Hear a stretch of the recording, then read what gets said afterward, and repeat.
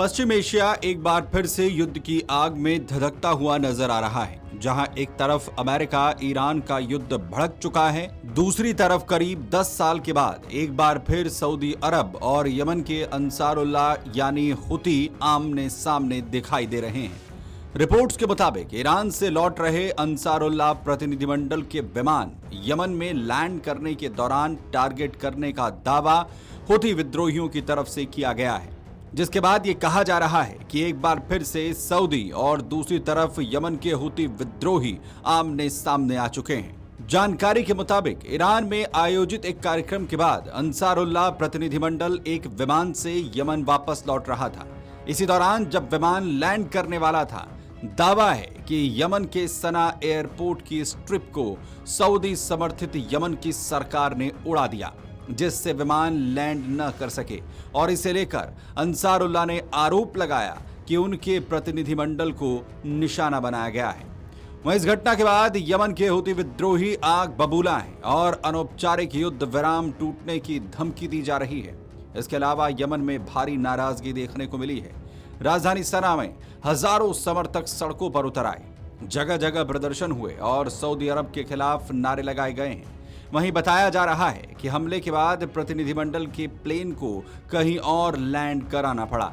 उधर दूसरी तरफ सऊदी पर हमले के बाद हुती विद्रोहियों की तरफ से सऊदी पर मिसाइल अटैक का दावा किया गया है।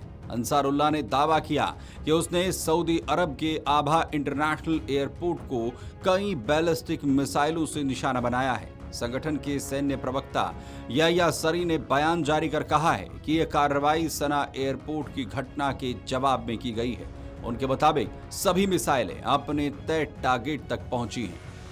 उधर दूसरी तरफ जैसे ही हुती विद्रोहियों की तरफ से हमले किए गए, उसके बाद सऊदी अरब में सुरक्षा व्यवस्था कड़ी कर दी गई है। कई मीडिया रिपोर्ट्स में दावा किया गया है कि आभा एयरपोर्ट के पास धुआं उठता हुआ दिखाई दिया। साथ ही सऊदी अरब ने अपने एयर डिफेंस सिस्टम्स को भी अलर्ट पर रखा है।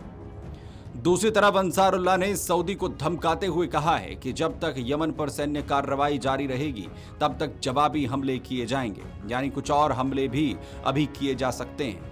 वहीं दूसरी तरफ जिस तरीके से ये हमले सऊदी अरब पर हुती की तरफ से किए गए, इसके बाद पाकिस्तान को लेकर चर्चाएं शुरू हो गई और पाकिस्तान को सऊदी से किया गया डिफेंस एग्रीमेंट लोग याद दिला रहे हैं।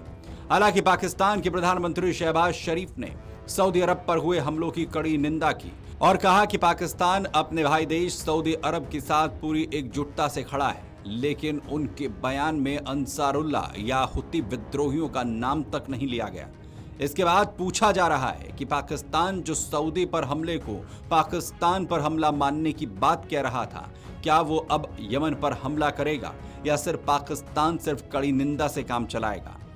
दरअसल पाकिस्तान ने सऊदी से डील तो कर ली, लेकिन उसे निभाना उसके लिए अब गले की फांस बनता हुआ दिख रहा है, क्योंकि एक तरफ सऊदी अरब उसका महत्वपूर्ण रणनीतिक और आर्थिक साझेदार है, तो दूसरी तरफ ईरान उसके पड़ोस में है और दोनों देशों के बीच भी अहम रिश्ते हैं। ऐसे में पाकिस्तान के लिए किसी एक पक्ष के साथ खड़ा होना बेहद मुश्किल नजर आ रहा है।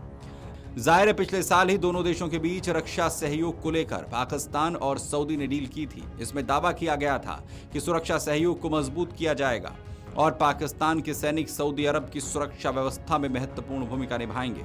अब सवाल उठ रहा है कि अगर तनाव और बढ़ा तो क्या पाकिस्तान केवल बयान जारी करेगा या रक्षा सहयोग के तहत कोई ठोस कदम भी उठाएगा?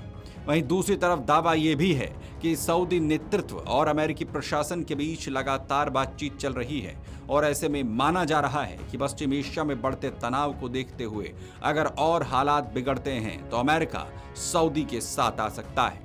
Video desk, Amar Ujala. अगर आप ये वीडियो YouTube पर देख रहे हैं तो हमारे चैनल को सब्सक्राइब कर बेल आइकन दबाएं और Facebook पर देख रहे हैं तो हमारे पेज को लाइक करें।